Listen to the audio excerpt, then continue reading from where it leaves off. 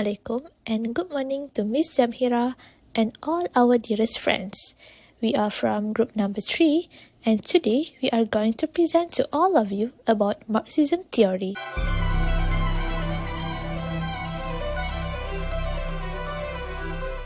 We start with introduction. Marxism in international relations is a critical perspective that explains global politics through economy, power, class relation, and the global capitalism system. Unlike traditional theory like realism, which focus on state power and security, or liberalism, which highlight cooperation and international institutions, Marxism argues that the real force behind international behavior is the global economic structure. From this view, global politics is driven by inequality, exploitation, and competition for resources that arise from capitalism. Marxism claims that the international system consistently produces winner and loser, not only within countries but also between them. Overall, this perspective challenges the dominant global order by showing how capitalism shapes political decisions, international conflict, and power relations worldwide. We move on to the background. Marxism in international relations originates from the idea of Karl Marx and Friedrich Engels. They argue that capitalism is built on class exploitation and unequal control of economic resources. Their idea of class struggle was later expanded by Vladimir Lenin, who introduced the theory of imperialism.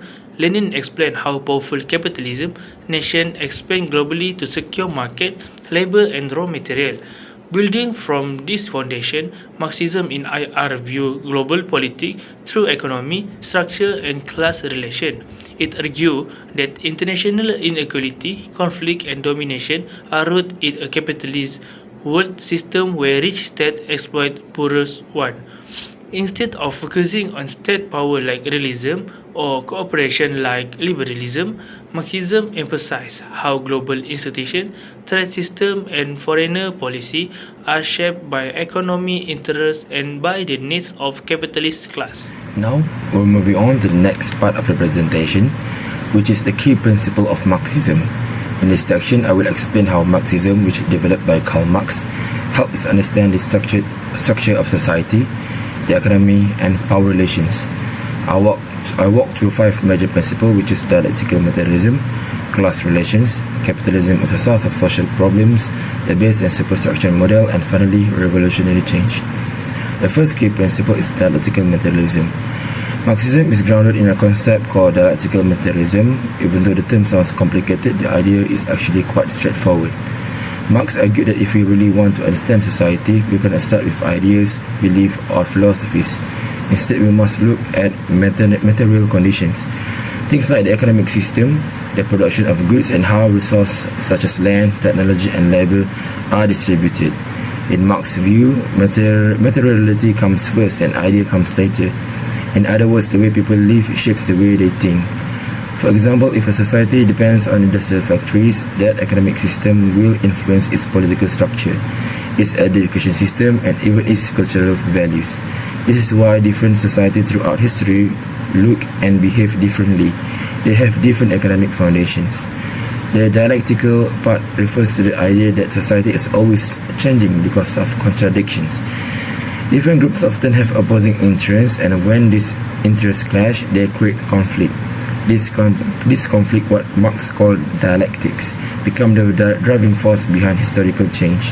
So instead of seeing history as random or accidental, Marx viewed it as a process shaped by real material struggle principle, which is the class as the central social relations. Marx argued that in any economic system, society is divided into classes. Under capitalism, which is the system we live in today, there are 2 main classes, which is the bourgeoisie, which is the owners of the means of production, such as factories, business, land, machines, and capital. And the second is the proletariat, which is the workers who do not own this resource and must sell their labor to survive. This class relationship becomes the core of social life. It shapes people's access to opportunities, their level of power, and even their worldview. For example, the bourgeoisie has the resource to influence politics, education, and media, while workers often struggle to meet basic needs. Marx believed that history moved forward through class conflict. The struggle between the bourgeoisie and the proletariat is a constant battle of wage, working conditions, political power, and control of production. This ongoing conflict is what pushes society to evolve. According to Marx, understanding class relation is the key to understanding inequality, power, and social change. The third key principle is capitalism as a source of social problems. The third principle focuses on Marx's critique of capitalism. Marx argued that capitalism is built on exploitation because the bourgeoisie earns profit, what he calls surplus value, by paying workers less than the value they actually produce. For example, if worker creates 500 ringgit worth of goods in one day, but is only paid 100 ringgit, the extra 400 ringgit becomes surplus value for the capitalist. This is where profit comes from, and in Marx's view, this system is inherently unfair. The exploitation leads to alienation, which means workers become disconnected from the products they create, the production process, their own creativity and human potential, and the people around them. Marx believed that capitalism leads to deeper problems such as inequality, poverty, job insecurity, and recurring economic crisis. Over time, wealth becomes increasingly concentrated in the hands of a small capitalist class, while the majority remain dependent, powerless, and unable to improve their condition. For Marx, capitalism creates its own social problem, and this problem intensifies as the system. The fourth key principle is base and superstructure model. The fourth principle is the famous base and superstructure model. Marx explained that society is built on two major components. The first one is the economic base, which includes the means of production, which is tools, factories, machines, and technology, and the relation of production and how workers and owners interact and how economic power is distributed. The second one is the superstructure, which includes politics, laws, religion and culture, education, media and social norms, values and ideologies. According to Marx, the economic base determines the superstructure. This means that people who control the economy, which is the ruling class, also influence the ideas and institutions of the society. For example, laws might favor business owners, education system might encourage obedience and productivity, and media might promote values that support capitalism. All of this helps maintain the existing power structure. Marx also introduced the concept of false consciousness, where workers fail to see their own exploitation because the superstructure teaches them to accept or justify the system. This prevents them from recognizing the true interests as a class. Key principle is revolutionary change. Finally, Marx believed that capitalism contains internal contradictions that make it unstable. These include things like widening inequality, periodic economic crisis, and growing frustration among workers. As these contradictions intensify, Marx argued that workers will eventually develop class consciousness, meaning they become aware of the exploitation and recognize the shared interests. Once this happens, the working class will unite to challenge the system. According to Marx, this led to revolutionary change, where the proletariat overthrows the bourgeoisie and establishes socialism, a system where the means of production are controlled collectively by workers. Over time, Marx believed society would progress toward communism, a stage where there are no classes, no exploitation, and no state power controlling people's life. Production will be based on need rather than profit. A common historical example linked to Marx's idea is the Russian Revolution of 1917, when Vladimir Lenin and the Bolsheviks overthrew Tsar Nicholas II and attempted to build a socialist state inspired by Marxist principles. Although the outcomes were complex, it shows how Marxist ideas influence real political movement. Thank you for listening, and now I will pass to the next presenter. Now that we have understand the basic of Marxism, let's take a look at some of the key advantages on how the Marxist theory help us interpret global politics. So one of the major advantages of Marxism in international relations is its ability to expose global inequality. This is said because Marxism argues that the global economy is structured through core periphery relationship, which means that where wealthy developing countries like the United States benefit from the labor and resources of the less developing countries like Bangladesh. So this helps us see that the power in international relation is not evenly distributed, as suggested in it's as suggested in traditional theories like realism and liberalism. So instead, Marxism shows that inequality today is deeply connected to the historical colonialism and expansion of capitalism. So this perspective allows us to understand that why trade system, foreign aid, and even international law often favor richer nations. So overall, Marxism helped us uncover the hidden economic structures that maintain inequality between states, making it a powerful lens for studying global politics. Moving on to the next advantages of Marxism, which is the strong emphasis on economic power as the main driver of international relations. Why is this said to be an advantage of Marxist theory? This is because Marxism explained behind many political decisions, such as war, alliances, and foreign policies, there are many economic interests at play. So, unlike liberalism, which highlight cooperation, or realism, which focuses on military power, Marxism actually argues that states act primarily to protect the economic system and the interests of their capitalist class. So this actually helps explain why global conflict often revolve around resources, markets, and profit. For example, Marxist scholars interpret that the Iraq War in 2003 as being influenced by the desire to control oil resources and maintain Western economic dominance. So this shows that in Marxism, economic interests are actually the main forces driving state behavior, not security concern or humanitarian reasons. So it actually highlights how powerful countries are willing to use their military action when their economic advantages, especially access to resources like oil, are at stake. So by focusing on economic motive, Marxism provide a more realistic explanation for why states behave the way they do in global politics. The third advantages of Marxism is its ability to critique capitalism and imperialism. So how did this work? Basically, Marxist theories such as Lenin argue that capitalism naturally pushes stronger countries to expand outwards in search of new markets, cheap labor, and raw materials. So even though in this century colonialism has officially ended,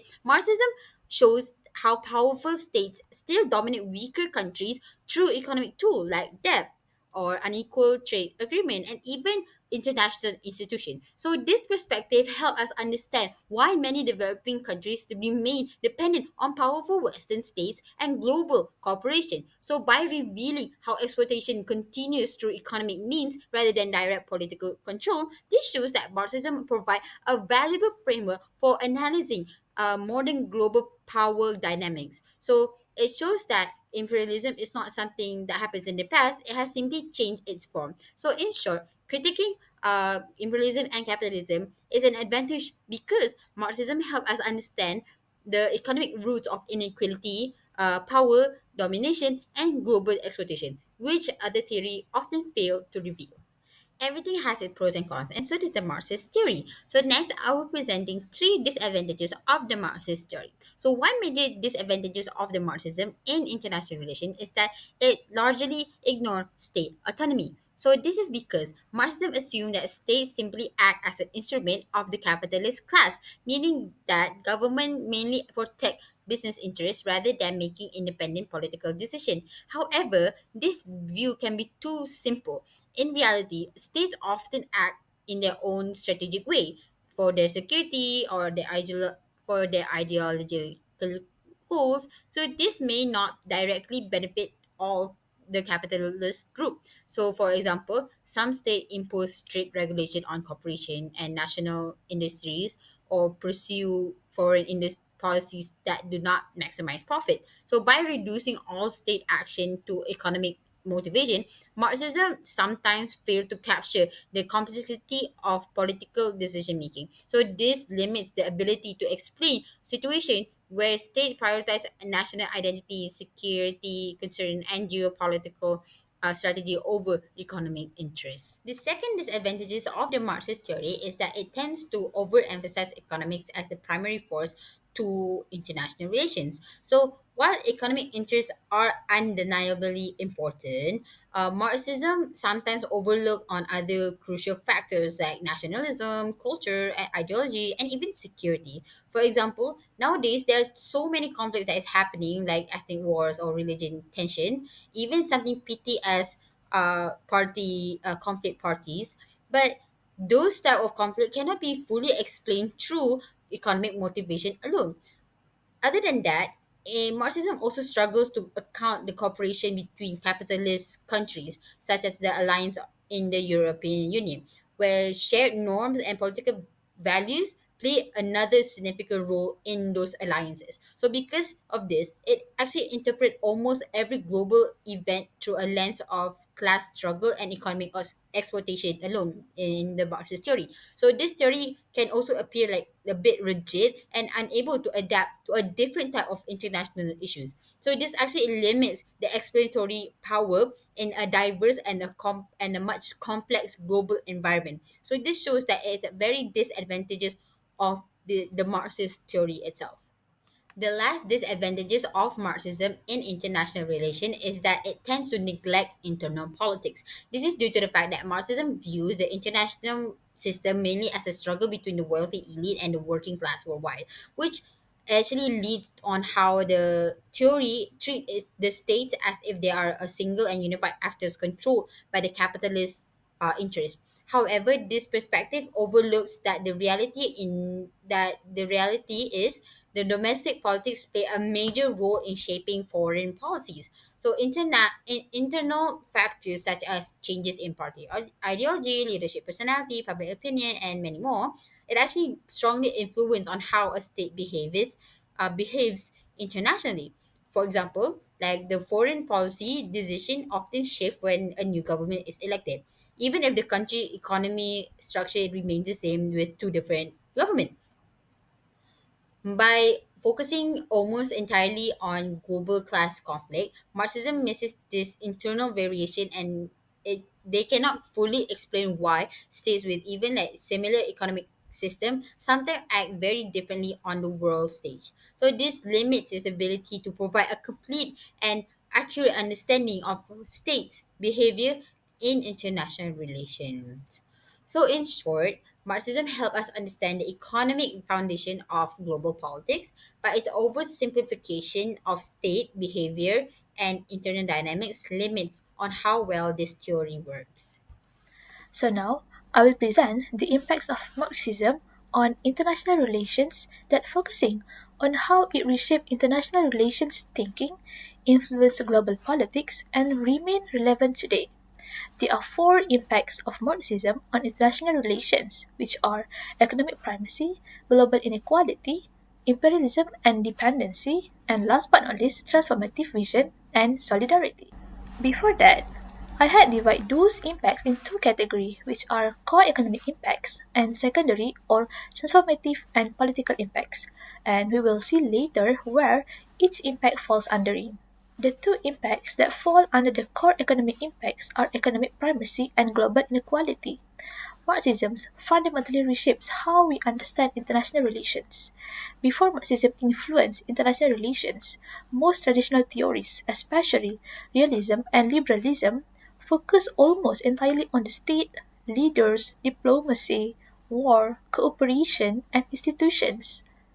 But Marxism introduced a new argument that saying real power comes from controlling the economy, not just politics or the military. So, Marxism shifted international relation focus from state power to economic structures and class struggle, meaning that global politics is shaped by who owns the industries, who controls the capital, who dominates the markets, and who gains the most profit from global systems.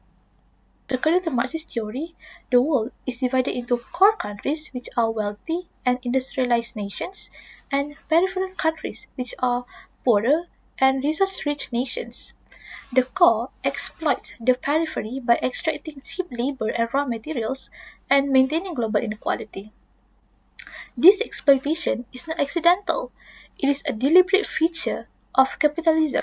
A classic example is how European colonial powers like Britain and France extracted resources from African colonies and turned them into markets for their own manufactured goods. Even today, even today, many African and Latin American countries export raw materials but depend on imports for finished products, which keeps them economically weak. Easy example that can be understood is China made Belt and Road Initiative BRI that lends money and builds infrastructure in Asia, Africa, and the Middle East. So, some partner countries become financially dependent on China through that. However, we have to remember that China still officially calls itself a Marxist communist state, but in international relations, it does not act purely based on worker solidarity or global class revolution like classical Marxist movements did. Another two impacts, which are imperialism and dependency, and transformative vision and solidarity. Marxism also explained imperialism as a tool for capitalist expansion. Due to that, powerful countries often intervene in weaker nations to protect their economic interests and reinforcing global inequality. For instance, the United States has frequently supported regimes in Latin America that favor American corporations, keeping those countries dependent and preventing real economic independence. But Marxism is not only about critics, it's also about change. It calls for revolutionary transformation and international solidarity among workers. A good example is global labor movements like international trade unions and anti-imperialist campaigns where workers unite across borders to resist exploitation and demand justice.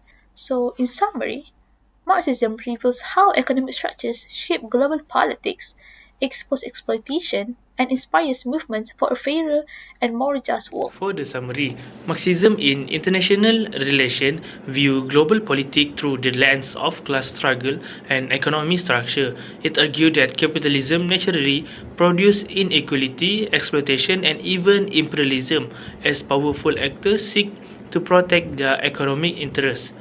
One of the strengths of this theory is its strong critique of capitalism. Marxism helps explain why global inequality persists and highlight how economic power shape international behavior. However, the theory also has limitations. It can oversimplify by assuming the economy factor explain everything. Marxism often overlooks state autonomy, domestic politics, and non-economic influence such as identity, culture, and ideology. In conclusion, Marxism remains one of the most influential critical theory in international relations. Although it may not explain every aspect of global politics, it provides a powerful framework for understanding how economic interests shape world events, why inequality continue, and how capitalist structure influence both conflict and cooperation. Its critique of imperialism and global capitalism is still highly relevant today, especially when we discuss global inequality, corporate power, and the continuing dominance of wealthy nations over developing countries. Overall, Marxism challenged mainstream IR theory and encouraged us to question who truly benefit from the global politic and economic system.